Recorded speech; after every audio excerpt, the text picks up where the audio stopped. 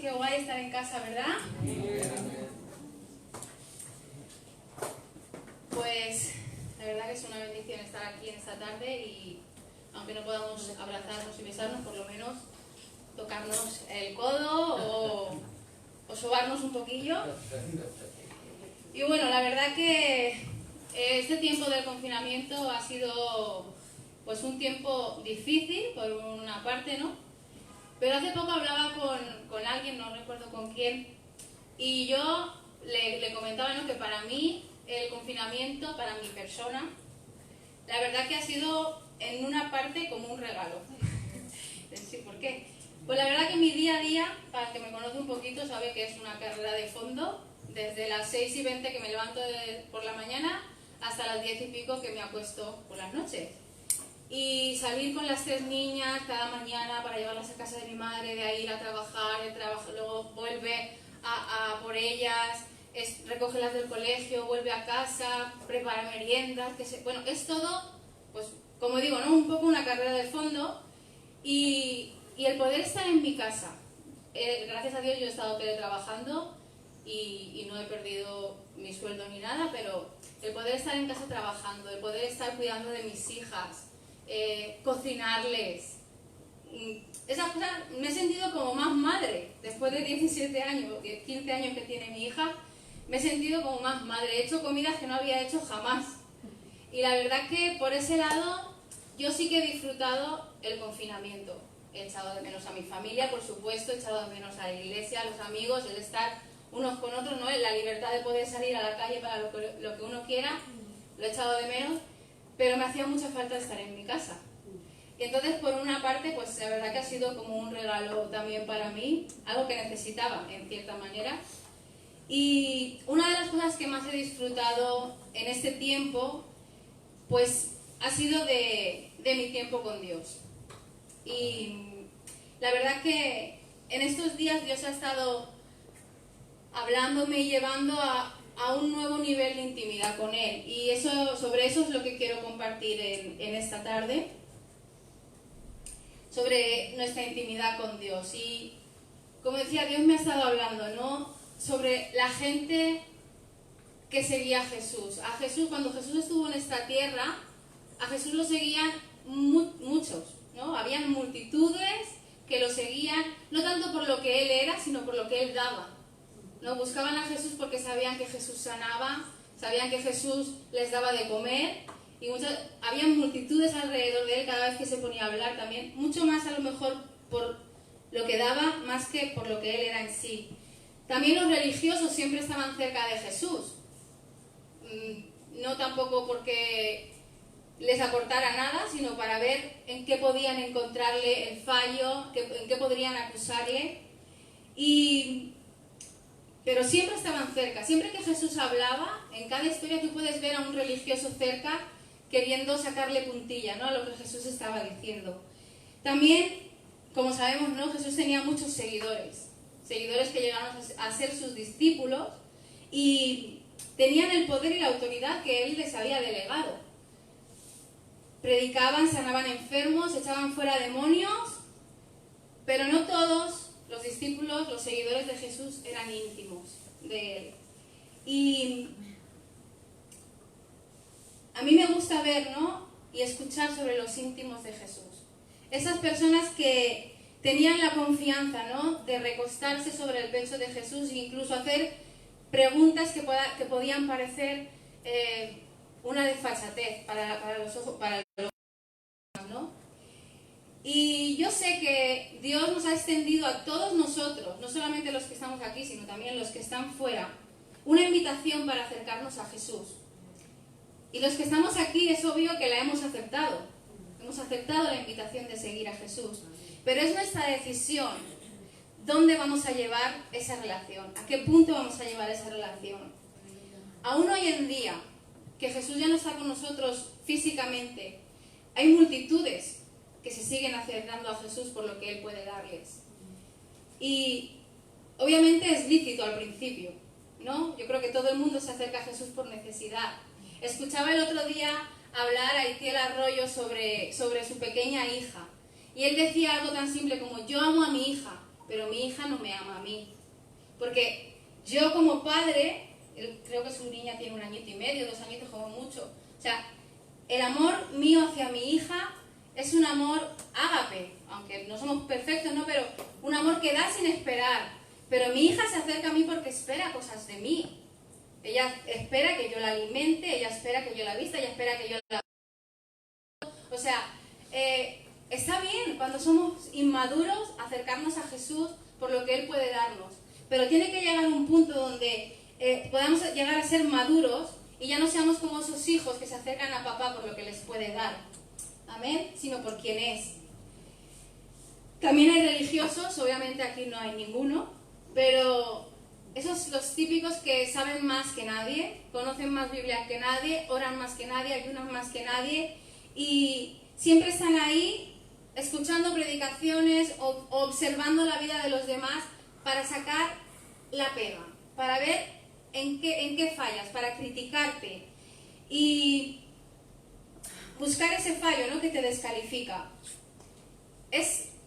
Yo he sido muy criticona, la verdad, yo reconozco en mi vida, he sido una persona muy criticona y muchas veces los cristianos disfrazamos la crítica contando las cosas como para que ores. Te lo cuento esto de esta hermanita para que ores por ella. Y no es para que ores, es simplemente porque nos gusta criticar, a nuestra carne le gusta hablar mal de la otra persona. Y realmente nosotros no podemos ser así. No podemos tener esa crítica como forma de vida. Y los que son religiosos viven de esta manera. Viven criticando a los demás, buscando el fallo y no reconociendo el regalo tan maravilloso que Jesús nos dio con su gracia, ¿no? Esa gracia que es suficiente, que nos transforma cada día cuando reconocemos nuestra condición, que obviamente es caída. Y estudiando sobre esto, estos días atrás, pues yo me decía a mí misma que yo no quiero ser como esas multitudes que se acercan a Jesús por lo que puede darme, y tampoco, por supuesto, quiero ser una religiosa. Esas personas pueden tener cambios externos, pueden vestirse como cristianos, pueden hablar como cristianos, pero realmente el cambio en el interior no existe.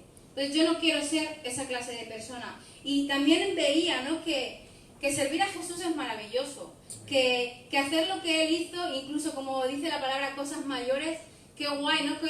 Qué bien nos tenemos que sentir, caminar como Él, es maravilloso. Pero definitivamente tampoco me quiero conformar con eso, ¿no? Yo quiero ir más allá, yo necesito ser su amiga. Y quiero que leamos en 2 de Samuel 6, del 11 al 17, os voy a poner un poquito, para no leer todo el capítulo, os voy a poner un poquito sobre la historia. En esta historia David va con el pueblo de Israel a recuperar el arca de la presencia de Dios, que había estado olvidada y descuidada por Saúl. Como sabéis, los filisteos robaron el arca, después la devolvieron, pero Saúl la dejó olvidada sin importarle durante 20 años. Y David toma la decisión de ir a buscar el arca de la presencia de Dios para traerla a Jerusalén. Pero en el camino, desde donde estaba el arca hacia Jerusalén, en un movimiento extraño de los bueyes, Uza tiene la desfachatez, dice la palabra, de tocar el arca de la presencia y cae muerto. Esto como que le atemoriza a David, y en vez de llevar el arca a su casa, a su ciudad, la manda a casa de Obed-Edom. Y empezamos a leer con el versículo 11, dice: y estuvo el arca de Jehová en casa de Obed-Edom, geteo, 3 meses, y bendijo Jehová a Obed-Edom y a toda su casa.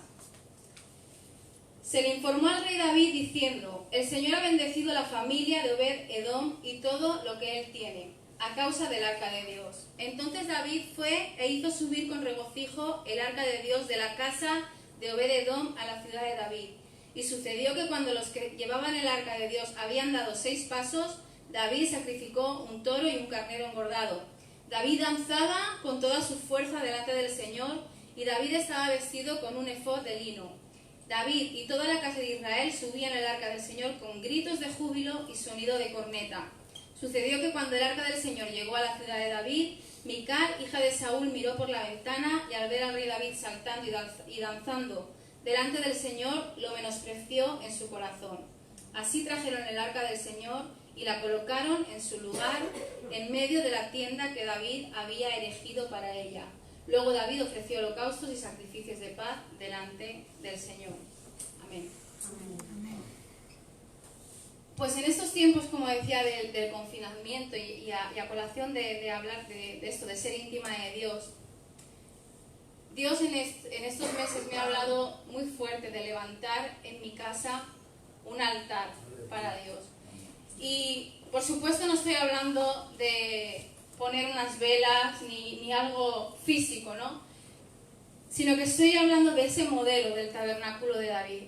Que mi casa sea un lugar donde la presencia de Dios esté.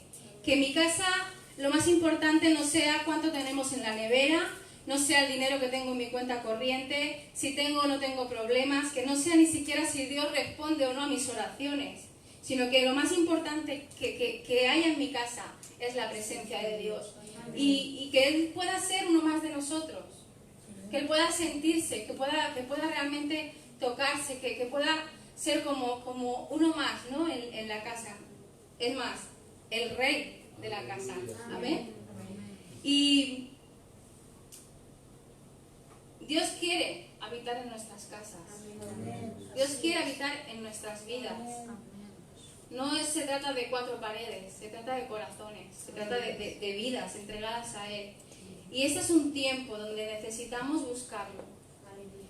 Y yo creo firmemente que es un tiempo donde no debemos conformarnos en buscarlo nosotros como individuos, sino que es un tiempo en que necesitamos involucrar a los nuestros en la búsqueda de Dios. Los que se dejen, por supuesto, no vamos a obligar a nadie, pero yo he disfrutado muchísimo de ser iglesia en mi casa con mis hijas. Lo he disfrutado. El ponernos a adorar las 4 juntas cada domingo o un sábado o un día suelto. Me encanta venir aquí, pero yo no necesito venir aquí para sentir la presencia de Dios y para ser iglesia. Amén. En el Salmo 27:4, David decía: una cosa le pido al Señor, esta buscaré, que more yo en la casa del Señor todos los días de mi vida, para contemplar la hermosura del Señor y para inquirir en su templo. El mayor anhelo de David era habitar en la casa de Jehová. Y en un tiempo donde las iglesias han tenido que pegar portazo, al principio yo creo que había como mucho temor. ¿Qué va a pasar con la gente? ¿Cómo vamos a mantener al rebaño juntico? Que los pastores yo creo que estaban un poco atemorizados. El que sabía usar redes sociales, pues bien, pero el que no sabía, pues un poco con ese temor de qué va a pasar. Y yo creo que necesitamos saber, necesitamos entender que cada uno de nosotros tiene que ser casa de Dios.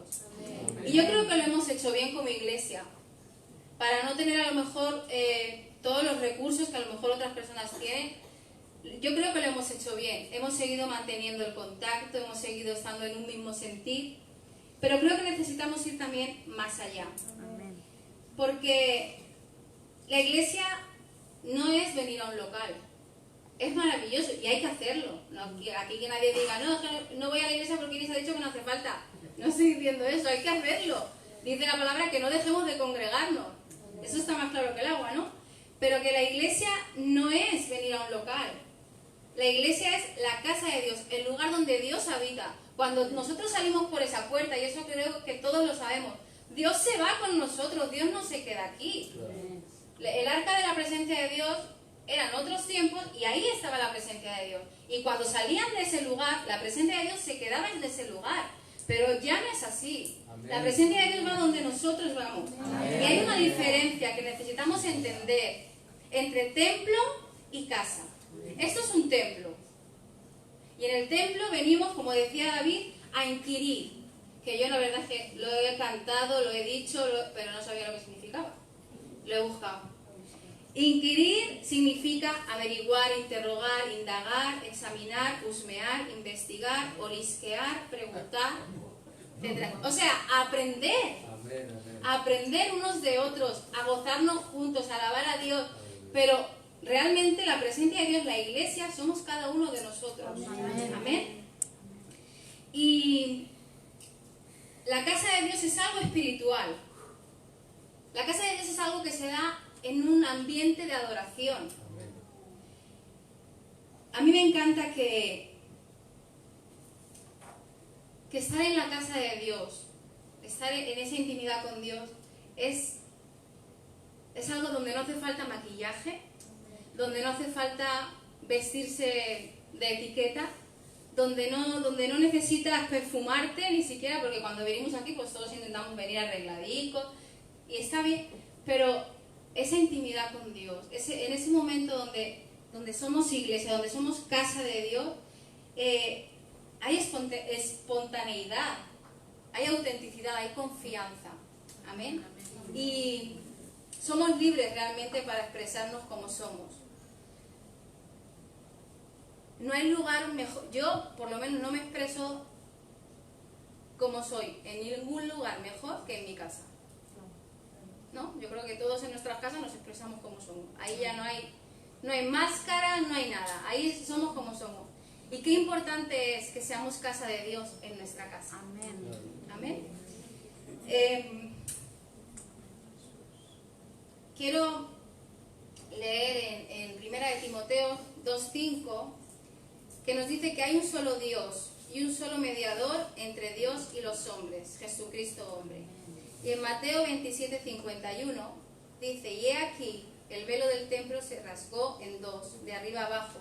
La tierra tembló y las rocas se partieron. Como he dicho antes, quiero repetir, no estoy predicando sobre no venir a la iglesia, no quiero que nadie me malinterprete, por favor. Pero ya no son necesarios los intermediarios. Ya no son necesarios los intermediarios. Jesús es el abridor de caminos. Él ha abierto un camino para nosotros de libre acceso a la presencia de Dios. Y ahora, desde hace 2000 años, podemos tener, como dice en Hebreos 4:16, podemos acercarnos confiadamente al trono de la gracia y sin el temor de ser consumidos y ser muertos como le pasó a Uza. Nosotros podemos acercarnos confiadamente, sin maquillaje, sin vestidos especiales, sin máscaras, sin nada, tal como somos, delante del trono de la gracia de Dios, para hallar el oportuno socorro que necesitamos para ese momento preciso. Amén. Sin el temor de que nada malo nos va a pasar, porque el amor de Dios cubre todos nuestros pecados, porque su amor, no hay nada que pueda apartarnos de Él. Amén. En el Salmo 27:8, volvemos al Salmo 27:8 y ahora luego lo vamos a leer completo. David dice una cosa maravillosa, dice: mi corazón ha dicho, busquen su rostro, tu rostro buscaré, oh Señor. Y yo quiero invitarme a mí también, a que cada día, cuando tú te levantes, te digas a ti mismo: busca el rostro de Jehová, busca el rostro de tu Señor. Porque cuando somos íntimos de Dios, cuando buscamos su rostro y pasamos tiempo con Él, como consecuencia inminente, pasamos a confiar en Él. Y todo temor se disipa y sabemos que pase lo que pase a nuestro alrededor, estamos seguros. Porque Él siempre está en control. Amén. Y quiero que leamos el Salmo 27 completo, porque hemos leído varias partes, pero es impresionante, ¿no? Cómo realmente el que busca al Señor, el que tiene a Jesús como en su casa, puede vivir con esa confianza. Dice David en el Salmo 27: el Señor es mi luz y mi salvación, ¿de quién temeré? El Señor es la fortaleza de mi vida, ¿de quién me he de atemorizar?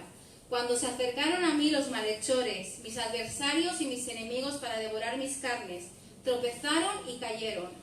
Aunque acampe un ejército contra mí, mi corazón no temerá. Aunque contra mí se levante guerra, aún así estaré confiado. Una cosa he pedido al Señor, esta buscaré: que more yo en la casa del Señor todos los días de mi vida, para contemplar la hermosura del Señor y para inquirir en su templo. porque en su enramada me esconderá en el día del mal. Me encanta, o sea, tengo que parar aquí. En su enramada me esconderá en el día del mal. Estamos seguros con Él. Me ocultará en lo reservado de su tabernáculo. Me pondrá en alto sobre una roca. Ahora levantará mi cabeza sobre mis enemigos que me rodean, y en su tabernáculo ofreceré sacrificios de júbilo. Cantaré y entonaré salmos al Señor. Escucha, oh Señor, mi voz con que clamo a ti. Ten misericordia de mí y respóndeme. Mi corazón ha dicho, busquen su rostro. Tu rostro buscaré, oh Señor. No escondas de mí tu rostro, no apartes con ira a tu siervo. Tú has sido mi ayuda, no me dejes ni me desampares, oh Dios de mi salvación. Aunque mi padre y mi madre me dejen, con todo el Señor me recogerá. Enséñame, oh Señor, tu camino, guíame por sendas de rectitud, a causa de los que me son contrarios. No me entregues a la voluntad de mis adversarios, porque contra mí se han levantado testigos falsos que respiran violencia. Oh, si yo no creyese que he de ver la bondad del Señor en la tierra de los vivientes. Espera en el Señor, esfuérzate y aliéntese tu corazón. Sí, espera en el Señor. Amén. Amén. Amén. Aleluya. Pues volviendo al punto, ¿no?, de ser amigos íntimos con Dios, yo pensaba en esos pocos amigos que tenemos. No sé si tienes, espero que sí. Esos pocos amigos que normalmente se cuentan con los dedos de una mano, en los que no hace falta que te inviten a su casa para ir. Esos pocos amigos que si quieres ir simplemente llamas y dices, oye, que voy, o tocas al timbre directamente. Esos amigos que no necesitan eso, ser invitados, que no pasa nada si tú llegas a su casa y la casa no está limpia, o si no están duchados o están en pijama. No hay problema porque tienes esa intimidad, ¿no?, de realmente ser esa clase de amigos. Yo, gracias a Dios, tengo. Y es maravilloso. Para mí, mi casa es su casa, y sé que al revés también, que su casa es la mía, y así me siento cuando estoy allí, ¿no? Y así quiere ser Dios con nosotros. Él no quiere visitarte. ¿Cuántas veces no? Señor, una visitación. Padre, visita a tu pueblo. Dios no quiere visitarnos.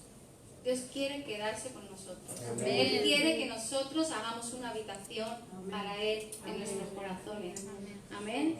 Y cuando tienes una habitación en tu corazón para Dios, cuando Dios ya no es simplemente una visita de domingo a domingo o de encuentro en encuentro, de retiro en retiro, cuando realmente Dios vive contigo, pues no hay separación entre lo espiritual y lo secular. Aleluya. Simplemente Dios es tu Dios siempre. Amén. En todo. Amén. Amén. Somos suyos y Él es nuestro. Amén. Y creo que eso es lo que tenemos que buscar, porque Jesús no es una religión. Jesús es el camino y no necesitamos esperar al cielo para disfrutar de Él. Amén. No necesitamos morirnos, ni necesitamos que Jesús venga por nosotros para realmente disfrutar del cielo en la tierra. Aleluya. Él abrió ese camino. Tengo un camino delante que se ha abierto específicamente para mí. Y tú tienes uno que se ha abierto específicamente para ti, aunque sea el mismo, pero es para cada uno especial. Y a veces no pensamos que necesitamos que nuestro cuerpo sea resucitado en gloria como para hacer ciertas cosas. Me encanta que cuando dice en Efesios 2:6, ¿no?, que estamos resucitados juntamente con Cristo y estamos sentados juntamente con Él en los lugares celestiales. No está hablando de un futuro, está hablando de un presente. Yo hoy, 7 de junio, estoy sentada en los lugares celestiales juntamente con Cristo. O sea, el cielo está en la tierra conmigo. Amén. Y puedo disfrutar de Él. Amén. Y a mí el apóstol Juan el apóstol Juan me encanta. Me encanta porque realmente el apóstol Juan era íntimo de Jesús. Y no tenía miedo de hacer, como he dicho antes, esas preguntas que otros considerarían inapropiadas. En Juan 21:20, por poner un ejemplo, ¿no?, cuando Jesús les había dicho a los discípulos que uno de ellos lo iba a traicionar, me hace mucha gracia pensar en esta imagen, ¿no?, porque dice Pedro se dio vuelta y vio que le seguía el discípulo a quien Jesús amaba. Fue él mismo que se recostó sobre su pecho en la cena y le dijo: Señor, ¿quién es el que te ha de entregar? O sea, esa amistad de acercarse a Jesús, de acercarse a Él hasta el punto de recostarse en su pecho y decirle: ¿quién de estos te va a fallar? ¿Quién es el que te va a entregar? Qué pregunta más inapropiada, ¿no? En un momento como ese, nadie más se atrevió a hacer esa pregunta. Bueno, lo hicieron, pero el acercarse a Jesús en la intimidad. Y muchas veces no tenemos miedo de hacer preguntas a Dios. Es como que cuando preguntamos cosas a Dios estamos juzgándolo o estamos argumentando contra Él. Señor, ¿por qué permites esto? Señor, ¿por qué? Y nosotros no tenemos que tener miedo de hacerle preguntas a Dios en su presencia. Porque Dios es nuestro amigo y nosotros podemos tener confianza plena para preguntarle lo que nosotros queramos. Lo que tenemos que tener temor es de la actitud con la que nos acercamos a Dios. Pero yo le puedo preguntar a Dios lo que yo quiera. Yo no tengo que ir con el miramiento de decir: ay, a ver qué va a pensar, a ver qué... No, yo puedo ser transparente delante de Dios y preguntarle lo que yo necesite saber. Y con esa confianza de saber que sea cual sea su respuesta, voy a seguir confiando y confiando en que Él es bueno y que Él tiene el control de todo y que sabe lo que es lo mejor para mí. Un no también es una respuesta de Dios, válida, válida. Porque Dios sabe mejor lo que yo necesito que yo misma. Amén. En la intimidad con nuestro papá, movemos su mano. Y no se trata de decir: ay, voy a acercarme a Dios para mover su mano en mi favor, sino que movemos su mano para enderezar lo que está torcido en nosotros. Lo primero que Dios cambia cuando nosotros nos acercamos a Él no es la situación por la que le estamos pidiendo, somos nosotros mismos. Amén. Y sanar lo que está enfermo en nuestro corazón. En la intimidad con Dios somos restaurados, nuestra mentalidad es cambiada y empezamos a ver las cosas desde su perspectiva. Nos lleva al arrepentimiento. La intimidad con Dios nos lleva al arrepentimiento. Y escuchaba algo un mes atrás en unas conferencias que escuchamos que me encantó sobre el tema del arrepentimiento. Y decía que lo que me lleva a mí a arrepentirme es reconocer que Dios es siempre bueno y que yo soy siempre amada. Y eso realmente es lo que nos acerca al arrepentimiento, lo que nos hace no querer seguir con ese hábito o con esa cosa que estamos haciendo mal para acercarnos más a la imagen que Dios quiere de nosotros. El saber que pase lo que pase, Él siempre sigue siendo bueno. Y que pase lo que pase, yo siempre sigo siendo amada. Amén. Y estamos en una temporada de cosechar, iglesia. Yo creo firmemente, y los que entienden lo dicen, ¿no? Que cuando hay una tempestad, después hay más peces para pescar. Después de una tempestad, el mar remueve y hay más peces para poder recoger. Y yo creo que este es un tiempo donde hay mucha gente tocada ahí fuera. Mucha gente que necesita algo que nosotros sabemos lo que es. Necesitan a Dios, necesitan encontrar a Jesús. Y para poder mostrar a Jesús de una manera genuina, tal y como Él es, sin religiosidades, sin el acercarnos a Él por lo que yo necesito, para poder mostrar a un Jesús que es todo para nuestras vidas, necesitamos nosotros ser amigos íntimos de Él. Y todos tienen una imagen de Dios. Al que le preguntes por la calle, todo el mundo tiene una imagen de Dios. Unos te dirán simplemente: no creo que es algo que se han inventado. Otros: sí, yo creo en Dios como un padre. Otros dirán: todo el mundo tiene una imagen de Dios. Pero realmente nosotros necesitamos mostrar la imagen de Dios real. La imagen de Dios que llevó a los discípulos a ir por todo el mundo predicando el Evangelio y hacer que hoy tú y yo podamos estar aquí. Amén. Esa imagen de Dios de saber que Jesús son buenas noticias, que son las noticias que la gente necesita escuchar en nuestros trabajos, en nuestros colegios, con nuestros amigos, con nuestros vecinos, que Jesús es la solución para todo. Aunque hayan pandemias, aunque hayan guerras, aunque haya... Jesús es la solución. Amén. Porque como hemos dicho otras veces, no estamos aquí y aquí se acaba todo, sino que hay más después de esto. Y necesitamos pues mostrar a ese Jesús, ¿no? El que ha cambiado nuestras vidas, el que nos da paz en medio de la tormenta, el que pase lo que pase, ¿no? Con esto de mi tío, ¿no? Cuando fue muy fuerte la noticia de no poder estar con él, con mi tía y mi primo también, fue un domingo muy negro, muy negro, muy negro. Pero pudimos experimentar como familia una paz sobrenatural y la confianza de saber que lo volveremos a ver, la confianza de saber que Dios es bueno por encima de todo, aun cuando nuestras oraciones no han sido contestadas en lo que nosotros vemos, porque Él es sano allí donde Él está, pero esa confianza de saber que tenemos un Dios bueno, pese lo que pese que sea la circunstancia, eso trae una paz y una seguridad que nadie puede expresar, ¿no? Y bueno, pues para terminar, yo te animo, ¿no? a no conformarte, ni siquiera con ser un seguidor de Jesús, ni siquiera con ser un discípulo de Él, que está bien y es bueno, pero Judas también era un discípulo de Jesús. Necesitamos ser íntimos de Él y levantar un altar en nuestro corazón para que Él viva y se quede ahí para siempre. Que realmente podamos experimentar lo que es que Él sea suficiente para nosotros, lo que es depender de Él absolutamente en cada área de nuestra vida.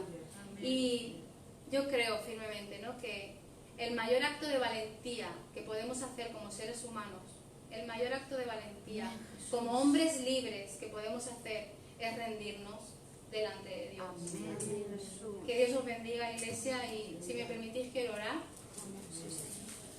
Aleluya, Padre, te damos gracias, Señor, por este tiempo, Señor. Gracias por tu palabra, Señor, que ha sido enviada, Señor, en esta tarde. Te pedimos que tú la atesores en nuestro corazón, Señor, porque tú quieres ser nuestro amigo íntimo, Jesús. Tú eres un Dios fiel, tú eres un Dios bueno, Señor. Tú eres un Padre maravilloso, Señor, y quieres ir mucho más allá, Señor, en nuestras vidas, Padre. Quieres llevarnos a lugares donde no podemos ni imaginar, Señor, y darnos, Señor, algo, Señor, que nuestra mente no puede aún ni vislumbrar, Padre. Gracias, Señor, porque en ti encontramos todo lo que necesitamos. Tú eres suficiente, tú eres bueno, tú eres misericordioso. Cada mañana, Señor, tu misericordia y tu gracia son renovadas para nuestras vidas, Señor. Y queremos adorarte, queremos que nuestra casa, Señor, nuestro cuerpo sea un templo de adoración para ti, Señor. Cada día, en cada momento, Señor, que no separemos lo que es espiritual de lo que es secular, que tú seas nuestra vida, porque tú eres nuestro, Señor, y nosotros somos tuyos. En el nombre de Jesús. Amén.